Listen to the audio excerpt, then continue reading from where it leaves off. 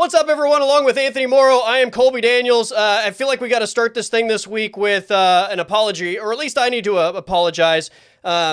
I was joking about the Thunder going 82-0, obviously, but as we talked about how great they were last week, the day that we talked about how great they were, they lost to the Portland Trailblazers in a miserable. I think they had a 22-point lead. They gave it up, didn't finish, and everything we basically said good about the Thunder that day went in the complete opposite direction. So our sincerest apologies. Hopefully, as the Thunder are coming off the big Golden State win and getting ready to play the Lakers a little bit later today, this doesn't happen for a second time because they've put together another winning streak. But that's how we got to start this thing. How are you, my man? It wasn't my idea. I just want to let everybody know. My man CD, It was all me. I said it. I know. I said, eventually they gonna lose one, obviously. But we was three shows in and they were undefeated. So now we got something to talk about with That's them. right. That's right. Like, what's wrong with the Thunder? Yeah, now it's like, oh, it's over with. They're not contenders anymore. You know how the media is. We don't do that over here, though. We don't do that. That's right. That's right. We're going to be at least somewhat intelligent most of the time, and then every once in a while we'll be complete idiots. But that's kind of the fun part of doing these things anyway. Okay, so before we jump into this basketball stuff, I've got to tell you, I came across something a couple days ago. I've been completely infatuated with this story on social media, but I'm scrolling social media a couple days ago, and somebody had posted this video of Carolina Mike, this Panthers fan that is singing songs, and I'm like, this is fantastic. Has Jake, like old Carolina Panthers Jake Delhomme posters on his wall. Like, it's awesome. So I'm like, this is so great. I'm sharing it with all my buddies. Some of them were like, you're super late to this party.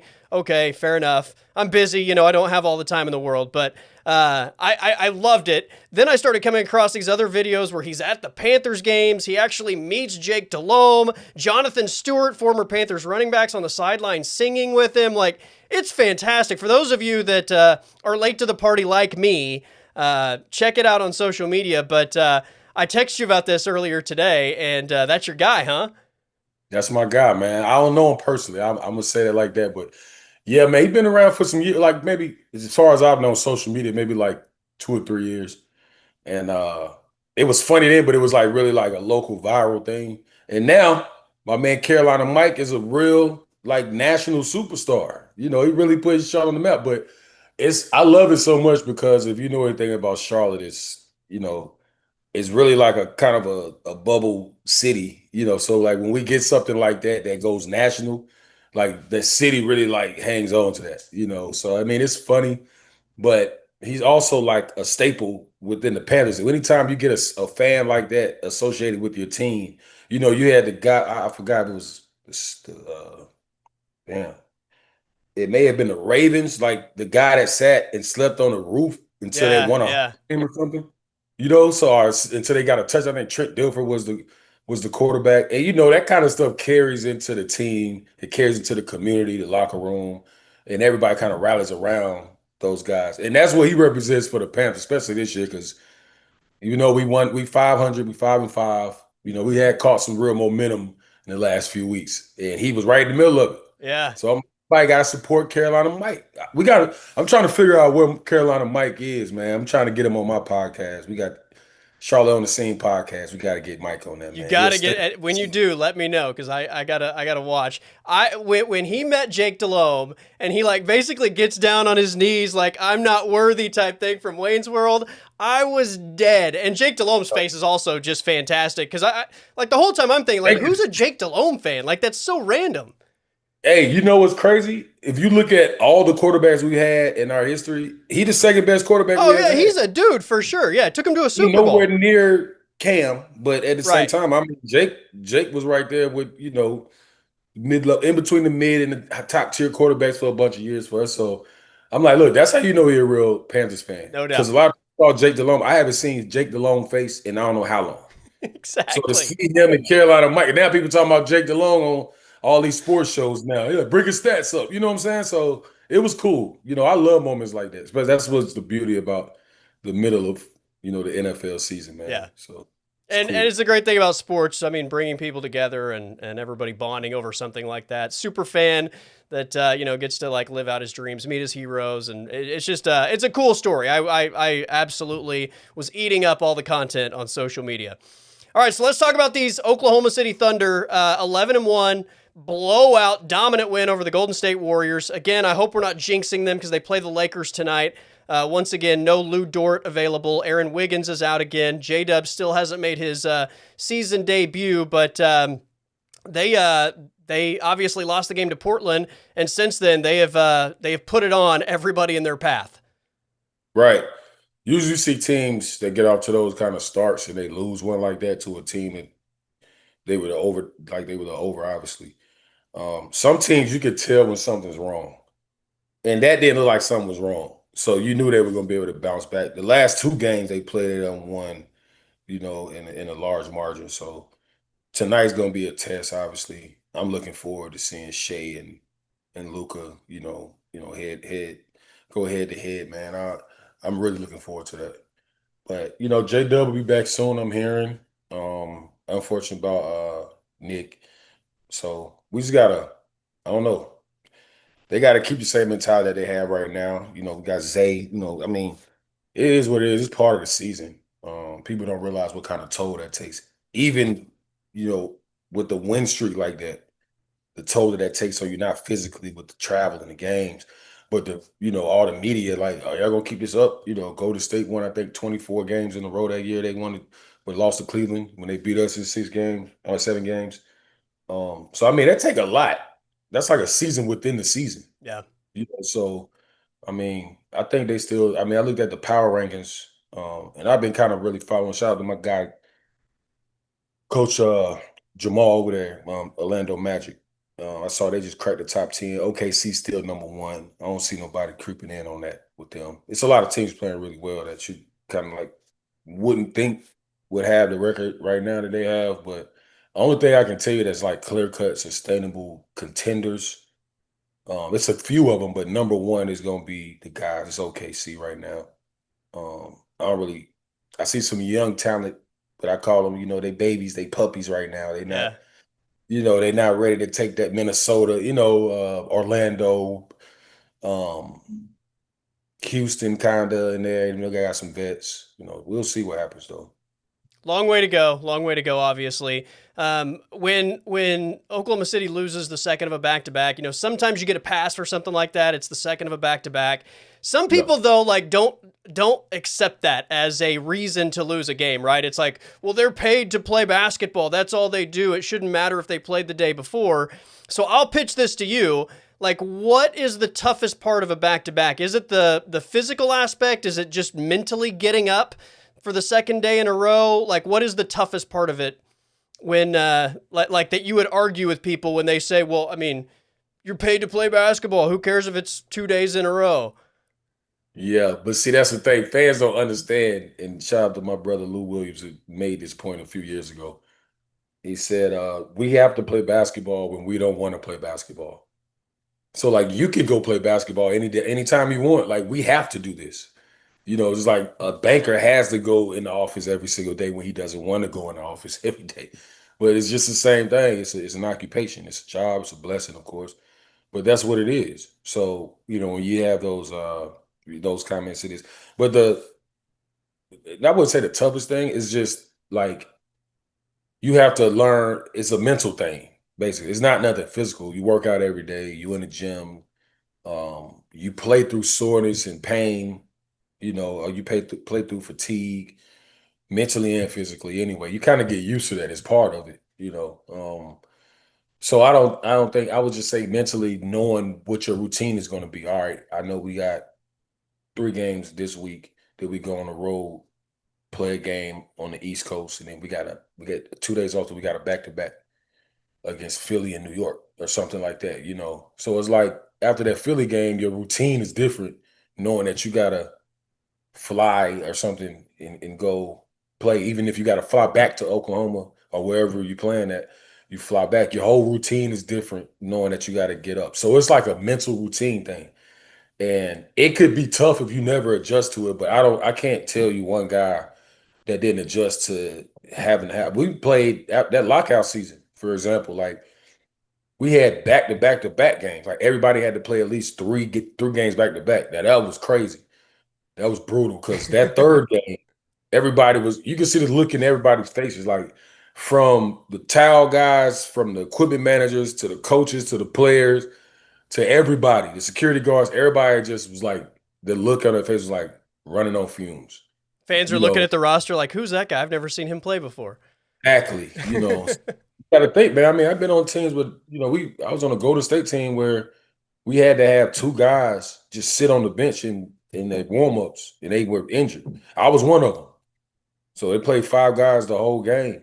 And that's what it is. It comes down to that sometimes. It's rare, but it's more a mental routine thing with Yeah. back to back. Sorry to the fans that don't understand that, man. We love y'all. Sorry, not I sorry, but yeah, I mean, like it's just like anybody else's job. So I feel like every time we have these discussions about the Thunder and how well they're playing, there's like multiple guys that I could throw out, and I want to try to like have conversations about different people every week, so it's not like saying Shea every week. Like Shea obviously is great. There will be weeks that he does things more spectacularly than he did the previous week. AJ Mitchell, we talked a lot about last week. He's been fantastic. Over the last week, though, two guys I got to bring up that I specifically want to discuss. The two Isaiahs, Isaiah Hartenstein and Isaiah Joe. And we'll start with Isaiah Hartenstein. I mean, he's obviously off to the best start of his career, averaging 13 points, 11 rebounds a game, 3 assists a game. Last year I thought one of the things that really stood out to me about his game is how often the Thunder were able to run the offense through him. I mean, he's such a good passer and has such a good feel for the game that even when Shea wasn't on the floor at times, they put him in the high post and ran the offense through him. His passing ability allows you to do that. His obviously just understanding of the game allows you to do that, but he's playing tremendous basketball. He only played 20 minutes against Golden State last night, so the numbers weren't quite what they were over the other two games in the weekend, but against Memphis, 18 points, 13 rebounds. Sacramento, 33 points, 19 rebounds, which was a career high. But he seems to be getting more and more comfortable with this team and sort of just, I guess, embracing all the different aspects of what they're asking him to do. Because it's not the same thing on a nightly basis. Yeah, that's exactly right. I was gonna say that. Every night could be different for a guy like Isaiah. But one thing we know he gonna hang his hat on is he's the enforcer. He's the guy that's gonna hold the paint down. Like I always say, I said this before. He reminds me of a young Steven, but a little more athletically, like in terms of his skill set offensively, a little more inclined. Talking about a guy that can score when he needs to 33, 19 rebounds, and the way they play, he's able to do that. Like he's just getting to show his skill set a little bit more offensively. If you can rely on him to add spurts to the game, initiate your offense and get Shea coming off screens and Isaiah Joe and all these guards and everybody coming and Jay Will when he gets back, in space coming off screens, Lou Dort, then that's going to be tremendous for your offense because it's like almost not comparing the two, but it's like how they play Jokic in Denver. You can't depend on it as much as they do in Denver with Jokic, but if you get spurts like that, that's going to add another element to them. And then like I was saying too as well, Isaiah's not really like a main, like a real. I don't feel like he's like an elite rim protector Right. vertically. Right. But skill wise, defensively, he is. But you get him, and then you get Chet beside him. Chet's that guy that could chase you down and get the block. Isaiah's gonna put people in position to take terrible or tough shots around the rim. And I'm looking at him. I'm just like, man, to see his growth with this team. Like everybody's getting better at the same time. So Yeah. the And I trajectory, think man. I think Mark made the point the other day too after the 33-19 game that like this guy's only 27 years old as well. Like I think we all forget how young this team is and he's one of the guys I think because he hasn't been here forever and we know him from other places maybe we think he's older but he's only 27 so he much like the rest of this roster is still I mean very much just coming into his best years potentially. They do a great job of it, man. Just gauging and scaling guys' careers coming up. And then, like, when they get on the team, and this is with any other great organization, you start realizing everything else, like his age. Oh, man, he only 27. Oh, I didn't know he could pass like that. Or I Yeah. didn't know he was this good of a locker room guy. You never know. It's all kind of things like when you get in the right situation everything that you really talented and you can show is just like, I mean, it shines on. So I'm happy for Zay, man. He's doing good. All right, let's talk about Isaiah Joe. He's off to a great start as well. Missed the first 4 games of the season. I think he's played in 7 now, if I remember correctly, but averaging 15 points a game. There were stretches last year, and he's the best 3-point shooter on this roster. Obviously, that's what he does. That's not to say that he can't do anything else, but that's his specialty. And there were definitely stretches last season where he wasn't shooting the ball as well as he had in the past. He's off to a scorching start. I think he's shooting 41% from 3 so far. And I mean, I feel like just watching games, it feels like it's even a bigger number than that. I mean, all the threes that he should be hitting, he's hitting. He may be missing some of the tougher ones, but when he has a look at the basket, right now he's in such a groove that you feel like it's going in every time he pulls the trigger. He's gonna be big for them, man. Stretch like especially down the stretch and in the playoffs. Um, I remember watching him play in person for the first time. I believe he was he in Philly Yeah, that's right, Philly. City, right? And I always thought he wasn't shooting really great that game, but I was like, that's gonna translate if he gets to a team that's gonna be a real playoff contender. I can see it in 2 possessions, like, okay, he can shoot. It's gonna go in. He's not gonna continue to miss that shot with the kind of with the stroke he has when the ball leaves his hand, like, and where he is now, comfortable role, buying in, you know, like him and AJ, like those 2 guys, they can take pressure off Shea. You don't have to always make every single play, like I was saying. And he's just in his niche, man. When you find your niche, you don't want to lead it. He is shooting the ball extremely well right now, but he's also a capable playmaker in big moments. And you need those kind of guys, man. So I love the confidence that everybody's playing with. Everybody's a superstar in their own role right now. That's You right. know, hard to find, it's hard to sustain over a course of a season, but that's when culture comes into play.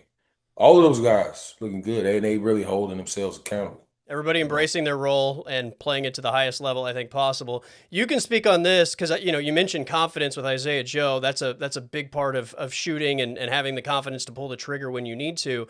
But I also wonder how much like his minutes are playing a factor as well, because when you're maybe not shooting the ball well and you're not getting a ton of minutes, it's hard to bring that confidence back up. Right now you have so many players out. Aaron Wiggins is out, Lou Dort is out, J-Dub hasn't played, Caruso's missed a few games. Like, because of the injuries, that's kind of opened the door for him to have the opportunity to play more minutes. He's kind of found a rhythm because he's played more minutes, and once again, he's shooting the ball tremendously better.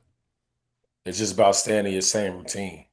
If your minutes do dip, when those guys come back, when Lou comes back, J Dub, of course, Wig gonna come back, and they have to have him playing defensively because of what he's bringing to the table. AJ's got to play. So I mean, everybody's minutes are going to dip. I'll put it. Obviously that's Coach Mark and all that staff that's going to be able to, from what I know from being there, ingratiate those guys back into the groove, and minutes have to get adjusted. But as a player, you got to stay in the same routine, what you've been doing, whether you're playing 28 minutes, 30 minutes, or if it drops to 13, 12, 13 minutes, it's got to be the same preparation. That's the only thing that can keep you right mentally, Yeah, keeping the same preparation and not that usually for me it drowned out everybody like, why you not playing? Why you not playing? You should be playing. You should be playing over him. You should be playing over him. And I'm like, man, I'm in the same routine every day. Because when it comes back around, you gotta be ready to step in. It was a time I didn't play for 3, 4 weeks, like play at all. So it's like my practice was my game time. yeah, My that's tough. workouts in the gym, yeah. So it's like then you get thrown in against the San Antonio Spurs out of nowhere on national television, and you still got to go out there and perform. What you gonna say? No, I ain't ready. I ain't been. No, Right. you have to be ready. you know. So I think they got a good group of professionals, and they'll be able to deal with it. And they got a great coach staff, so they'll be able to figure all that out. Yeah. I meant though, like it's probably easier once you've lost your confidence maybe a little bit to gain it when you're getting minutes as opposed to not having confidence and not getting the opportunities to maybe like find that confidence again. Yeah, yeah, that's exactly, yeah, that's what Yeah. it is. All right, let's again, Lakers coming up, so we'll have a lot to talk about next week. I do love the fact that Luka's first game since the Nico Harrison firing in Dallas is against Oklahoma City. So I don't know if he'll feel like he has something extra to prove, because obviously he's going to be asked about that at some point today or tonight. But this is one of the craziest things in sports. So this happens 9 months ago. Luka Doncic traded from the Dallas Mavericks. I don't care about the Mavericks whatsoever. Like, I have no affiliation to them. I've never covered them. I'm not a fan of the Mavericks, but it pisses me off as just a fan of sports that any pro organization could do that to their fan base, right? Like, you have a superstar that's committed. You ask them to pay these crazy amounts of money for season tickets and support the team and buy all this gear and everything that fans do, and to pull like the rug out from underneath your fan base in that specific way, to me, is absolutely wild and almost unforgivable. Like, I can't imagine like just not rooting for the teams I like, but when a team does something like that to its fan base, like, you're killing your support in a way. And 9 months later, I guess the owner had seen enough and pulled the trigger on Nico. What a wild turn of events. Yeah, that threw me for a loop, bro. I didn't see that coming. Not now. Like, I knew that the whole Luka thing, I didn't see that coming. I don't think anybody did. And for me, with this situation, I was like, okay, Nico's been around the game for years. He's been around superstars. Um, I just feel like, honestly, first of all, the Mavericks they don't have their stars. Luka's gone, Kyrie's hurt, AD's hurt. Now it's bringing up AD was out of shape. Nobody said anything about Kyrie. Kyrie has a legit injury and he's recovering. And I mean, no team in the West going to be able to sustain that. They 3-8. What do you expect for them in the West? Right. So I want to get him a little bit like, a little bit of slack on that, because I'm like, man, it's just what it is. That's part of the game. But from an executive standpoint, Nico Harrison can't. Somebody above Nico Harrison, they got new ownership. You think Mark Cuban is going to trade Luka? That's not going to happen. He don't do stuff like that. You know what I'm saying? So I think that, what's the name of it? Dumont. The Dumont family. Yeah. So they come in, it's new everything.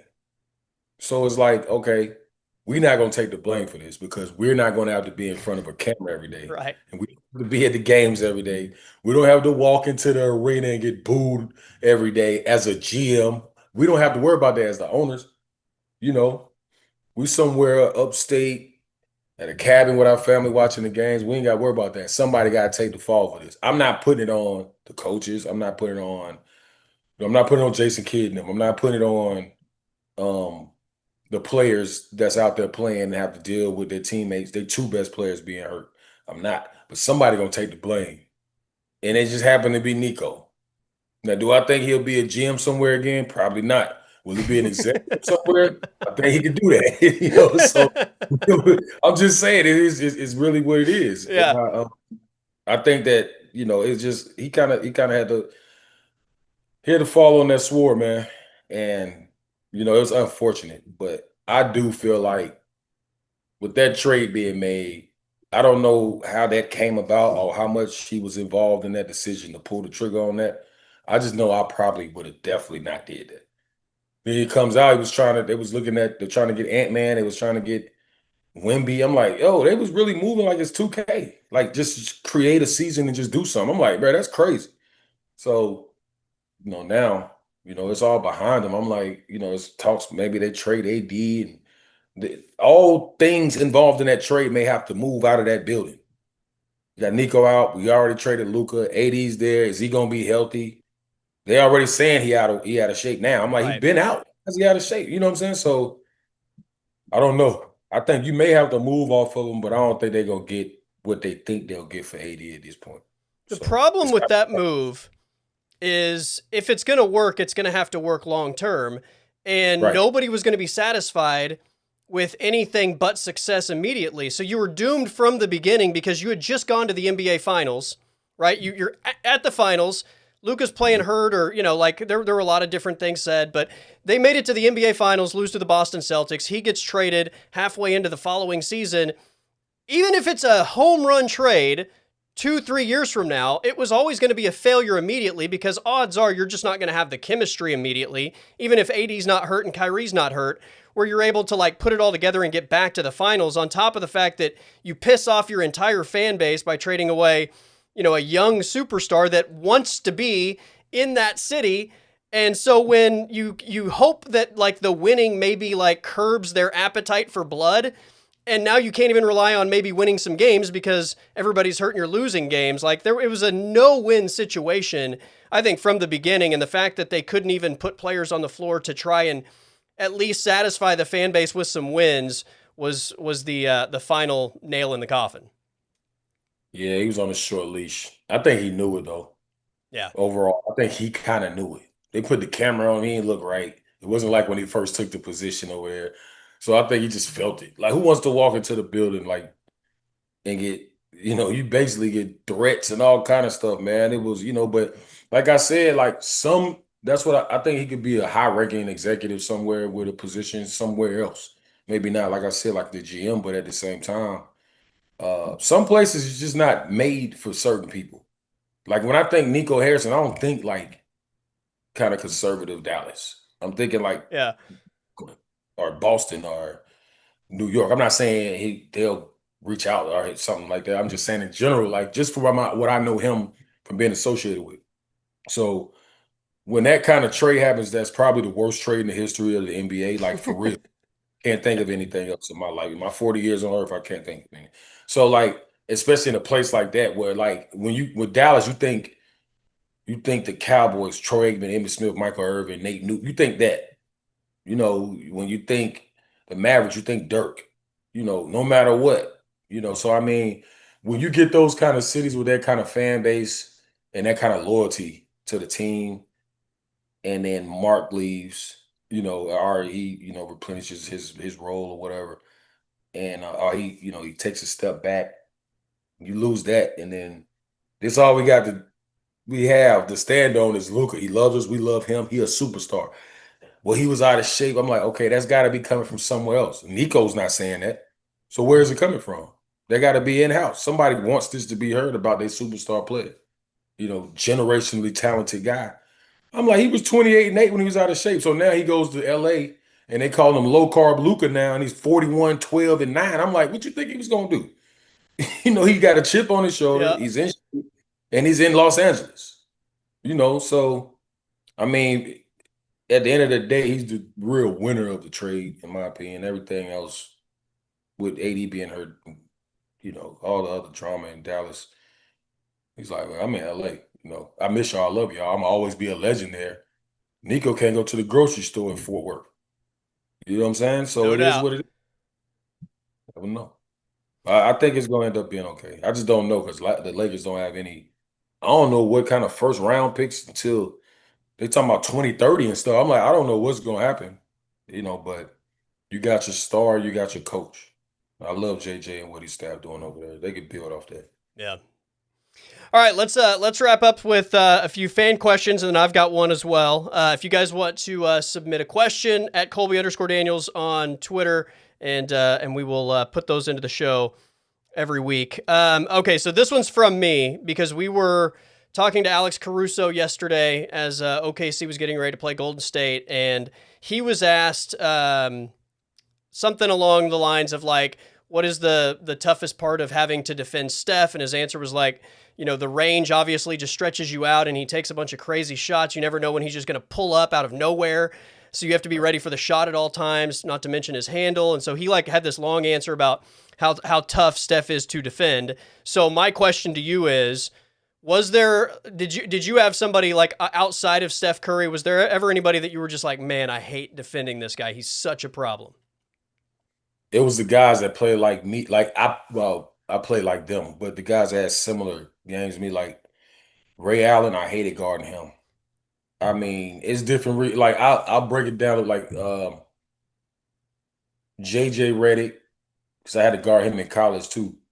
Uh, JJ was tough in college because JJ got a lot of calls, man. I ain't gonna lie. He went, and I tell him that to his face. And he probably admit it now, But I mean, no, but JJ was tough. He was so smart. Like his IQ on the court, he could shoot. So of course we know he could shoot. How he shot the ball, his efficiency. But people, I don't think gave enough credit for how tough he was.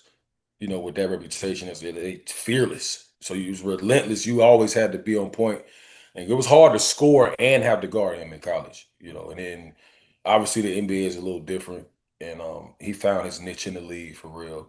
Being with all the hype that he had, and great career. Cal Corver, because he was so strong and he played the same way, coming off screens.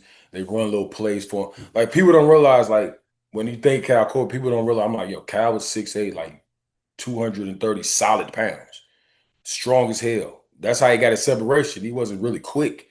He wasn't that fast, but he was really deceptive. And I always tell Cal this. I'm like, man, you helped me. You saved my career. Like I really focused in at that time period in Atlanta with him. I really did more like just more studying him, not just on the court, but off the court. But he was tough. I hated guarding him. And then probably number one was probably Ray Allen because Ray IQ level, like I'm talking about like how to come off screens, how to read defenses. It was like next level. And only time it got me in trouble when because I guarded him in Miami. I didn't see the Milwaukee Bucks, Ray Allen, which people don't. They kind of just look over 27 a night for a few years. And I'm like, you don't know what he's going to do. You got to stay attached to him. But then they got LeBron, Chris Bosh, and D Wade on his other side. And you can't leave Ray, But his IQ was so high, he still had his footwork was crazy. But yeah, those was guys you had to just come into the game like, all right, I know it wasn't like Carmelo. You know what Melo's going to do. Yeah. You got to hope you're missing shots. You know, Dwayne Wade was like that, even though it wasn't the shooter that those guys are. You didn't know what he was going to do. Like most elusive basketball player I ever had to guard in my life. The only thing that helped me was that he didn't care about guarding me, so I knew I could probably go off for 20. I like lose, but I mean, what you want me to do? I got to guard this dude. He was in his prime.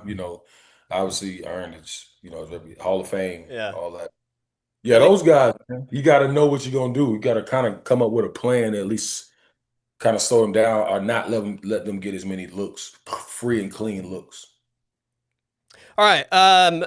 So this one was from a buddy of mine who he always likes to say 1 of 82. Like you win one, he's like it's 1 of 82. You lose one, it's 1 of 82. Like basically, like the regular season is the regular season, and talk to me when we get to the playoffs. So Right. my question based off of that is, I guess what's the best way to phrase this? When you look at the regular season, how do you weight like the different parts of the regular season? Does it slowly ramp up? Because over the course of 82 games, not all those games, I mean, it's impossible for all those games to be weighted the same amount, especially like in October versus like, March and April. So, because I've heard different players all have different opinions on this.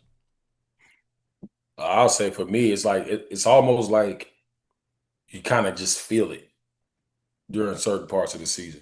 You got to kind of just read the room. Like, what's the coach energy like? What are my, what is my player development guy like? How's he moving right now? Read the superstar guys. Like, what are they talking about? So if you know something like it's I'll give you like kind of an example is like it could be closing in to going into All-Star break. And let's say over the last 10 games before, we are like six, or be like 7-3, but we just dropped two in a row. But we got an ESPN game against the Mavericks at that time or the Spurs. So this is like playoff implication. This is like a playoff implication game right now. Yeah. And we need to get our momentum back going into All-Star break. So that few days leading up to that game is gonna feel like a playoff atmosphere in the locker room. It should feel like that. That's just like an example. Like that's all I Yeah. could just give you. So like if you know they don't come out and try to blow y'all out. They know y'all just lost two close games. It might have been a back to back. We got 2 days off. That shoot around, that practice before the game, and that shoot around the next day is gonna be a different kind of focus.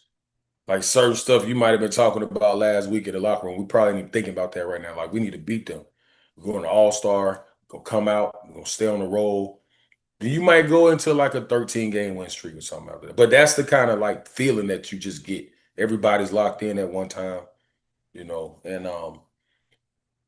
that's kind of what it is. Like Yeah.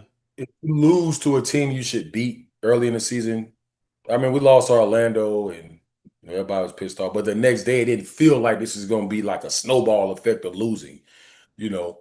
So that's all about the culture of everything. You can tell what teams struggle with that. Yeah. I'm a Panthers fan, but I love what the Eagles have done the last few years. But when it gets bad, everybody knows it. You can't tell, you couldn't tell when it was Brady and the Patriots back in the day, So it's just Yeah. different in terms of the mentality, top to bottom. I've heard multiple players say something along the lines of like there's a certain not that because you're not like not trying to win games, like you're trying to win games the whole season, but there's a level of intensity like from the beginning of the season to Christmas that then like shifts to into another gear from like Christmas to like the All-Star break, and then from the All-Star break it just slowly like increases from there to the playoffs. But it's kind of like Christmas is like one transition, and then the All-Star break is another, and then like from that point on it just slowly like goes up until you get to like the final like 3-4 weeks of the regular season, and then it kind of reaches a like you start getting into like a playoff type level of intensity. And that's the experience and the pedigree of the good teams. That's what separates the teams that's inexperienced with the teams that have been there before. They kind of just know, okay, this is the week that we have to really start locking in on, when seedings and stuff start coming out, people clinching the playoffs Yeah. at the top.